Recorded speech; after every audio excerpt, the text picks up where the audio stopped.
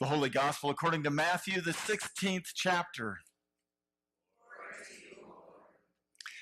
Now when Jesus came into the district of Caesarea Philippi, he asked his disciples, "Who do people say that the Son of Man is?" And they answered, "Some say John the Baptist, but others Elijah, and still others Jeremiah, or one of the prophets." He said to them, "But who do you say that I am?" Simon Peter answered, "You are the Messiah, the Son of the living God." And Jesus answered him, "Blessed are you, Simon, son of Jonah, for flesh and blood has not revealed this to you, but my Father in heaven.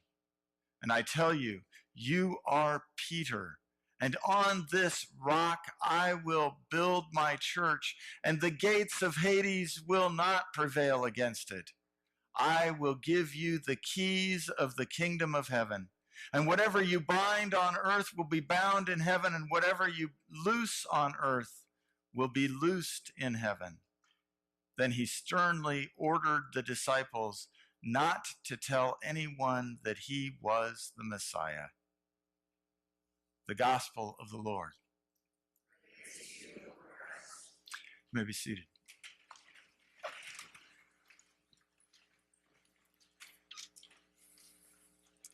One of the wonderful things about being in this part of the church year is that we read a chunk of the gospel, and then we skip over a bunch, and then we read another chunk, and then we skip over a bunch. And so sometimes it's worthwhile to kind of review what we skipped over.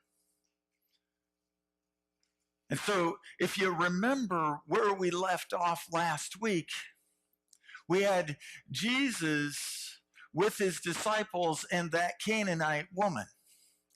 That Canaanite woman, that Gentile woman who at first Jesus seemed to be dissing. He was ignoring her. And then she kept prevailing on him. As Pastor Neil talked about, she just kind of clung to him until she finally got what she needed, healing for her daughter. And Jesus commended her for her faithfulness. And from there, then Jesus travels along the Sea of Galilee. And this huge crowd is following him.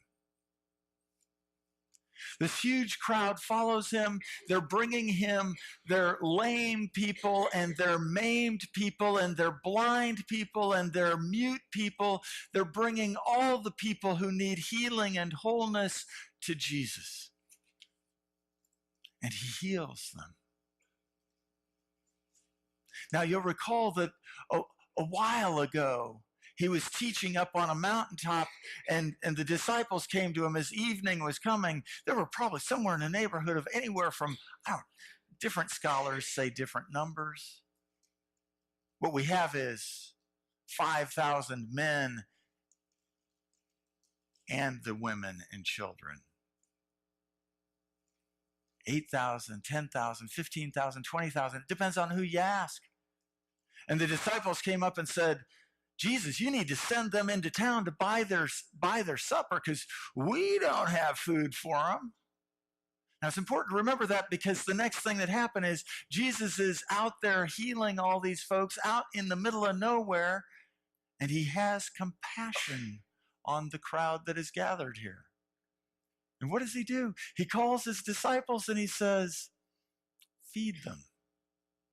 And the disciples say, "Well, we remember this went really well last time." No.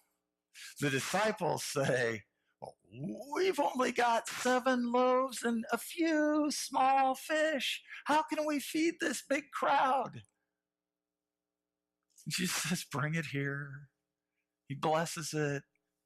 Take it out. And they have leftovers again.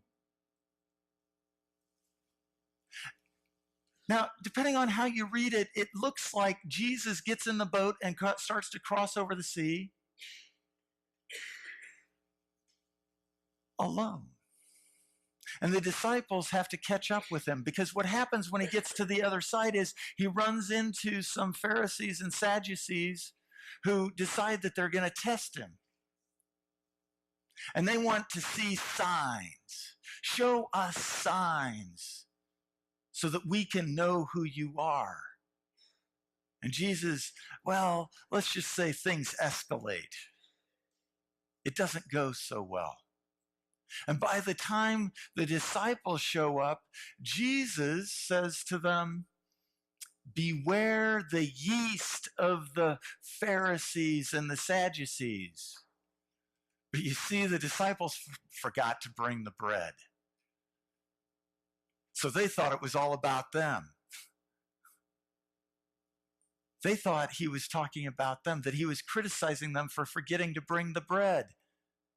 It took them a while to figure out, oh, wait, he's warning us about these Pharisees and these Sadducees. It's here that we pick up the story today. So Jesus has crossed the sea. He's on the west part of the Sea of Galilee. And when we hear that he enters the district or the area of Caesarea Philippi, if you're like me, I tend to be a little bit Bible map challenged sometimes.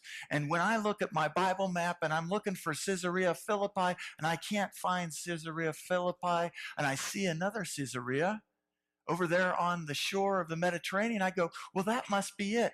No, that isn't it. It's up north, at the foot of the mountains. And what that means is, remember, Jesus just left a while ago.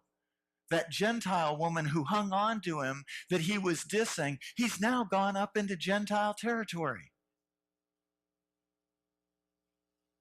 Any good Jewish person is saying, what's he doing?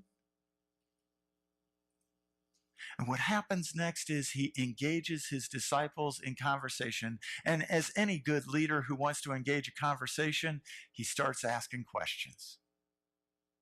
Who do people say that I am? Who do people say that I am? Now, that's a question that has kind of gotten a hold of me this past week. And so I started thinking about, well, who do people say that Jesus is? Now, I have some good friends who are Muslim, and they tell me that Jesus is a great teacher, a prophet, to be sure. Somebody that we need to be listening to for what he has to offer us. And when I listen to my Jewish friends, they talk about, well, he was a good man and a good teacher. The prophet thing may be a bit of a stretch, but maybe.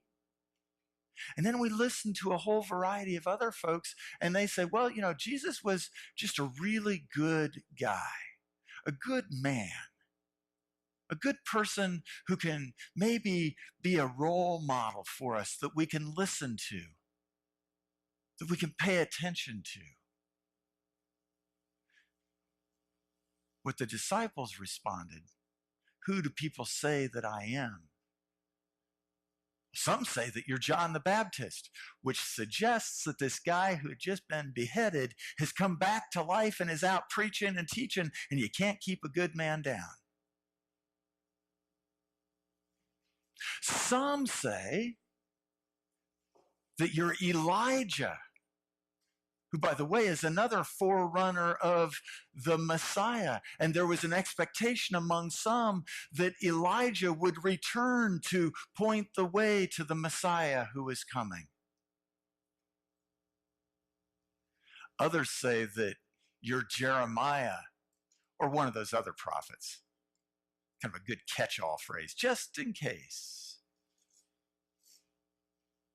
And Jesus says to them, to his disciples, to those who have gathered around him, who do you say that I am? Who do you say that I am? Now, remember, this question has been getting a hold of me this week. And so I'm going to ask you, who do you say? Hear Jesus asking you, who do you say that I am? Who is Jesus for you? Think about that. Is there a word or a phrase or something that you get a hold of? Now, it's been a while since we've done this, and guess what? It's coming. I'm going to ask you all to turn to, yeah, you just know. Some of you tighten up when I say this. Turn to one or two or three people around you, groups of 3 or 4, whatever works for you. Look your neighbor in the eye and tell them who Jesus is for you. Now, before you do that, I want you to remember that Martin Luther tells us that we are to be Christ to one another. So when you're looking your neighbor in the eye, guess what? You're looking Christ in the eye. So tell Jesus who he is for you. Take a moment.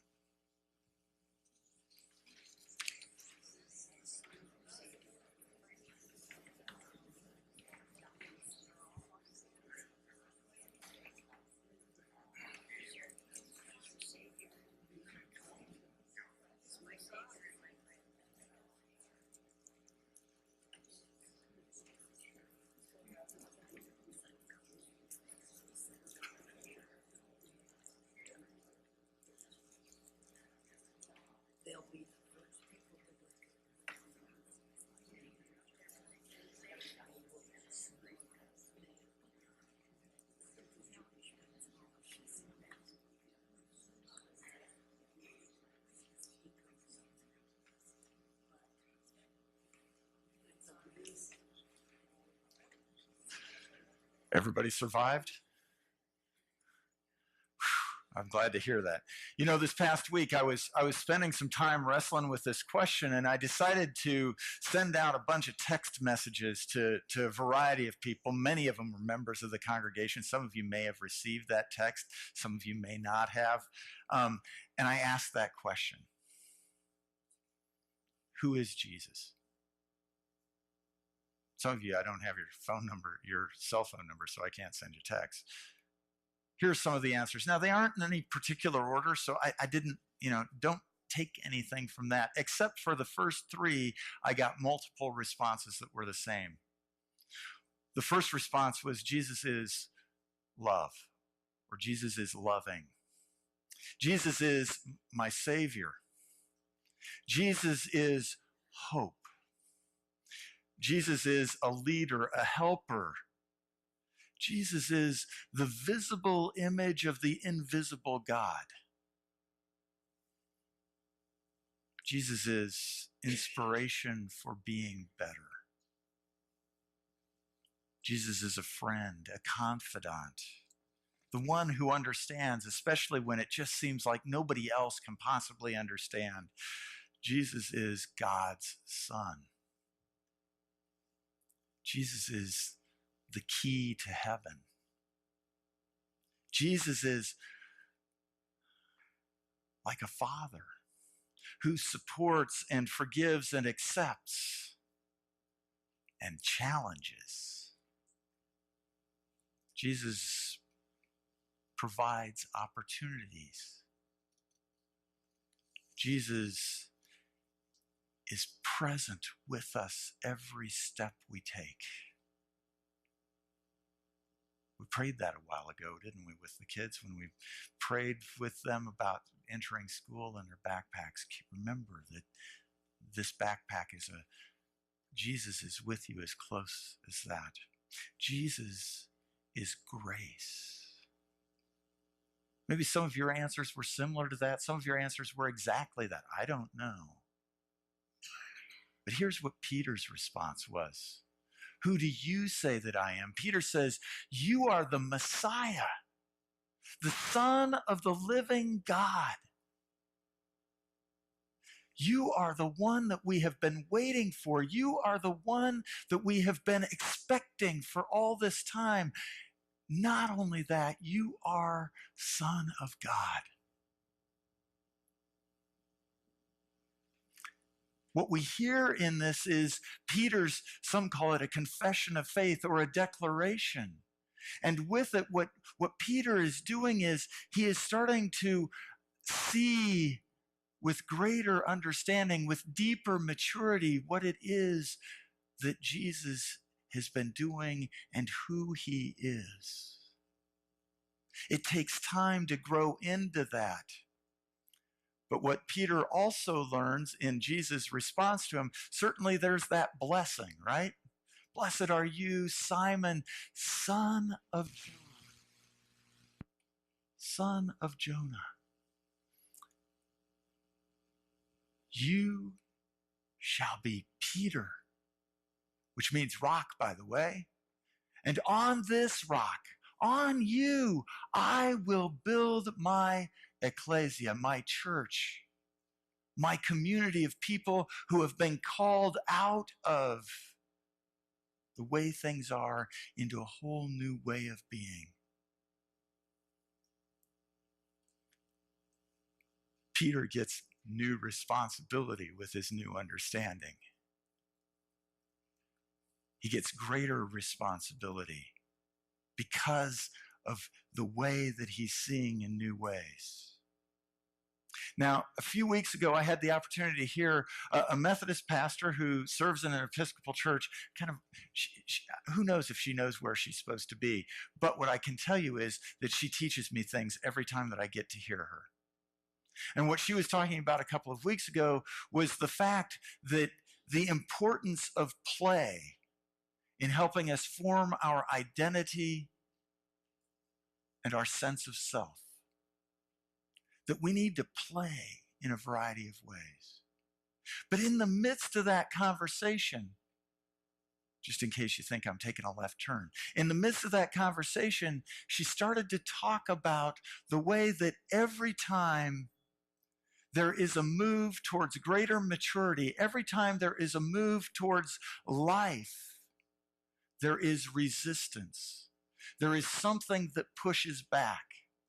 Maybe you've experienced it in your life, that every time you move towards something new, particularly something new that strengthens you or gives you new clarity about who you are or what you're supposed to do, and you start moving towards whatever it is that you're supposed to do, all of a sudden there's something that tries to distract you or whatever. There's always pushback. Jesus anticipates that for Peter. After saying, on this rock I will build my church, he then says, and oh, by the way, the gates of Hades will not be able to prevail against this church. There will be things that will resist what you are about to be. And in case that isn't enough, Jesus goes on to say, and to you I will give the keys to the kingdom of heaven. Which basically is saying, and he goes on to say, I am going to give you the authority to bind and to loose.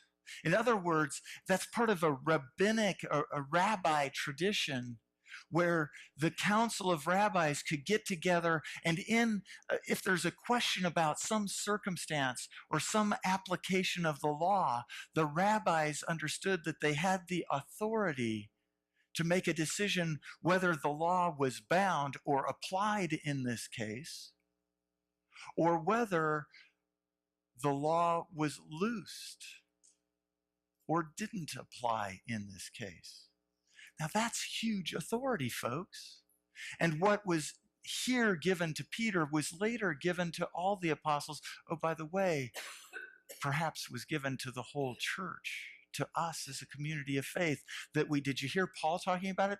That we discern the will of God together as the body of Christ.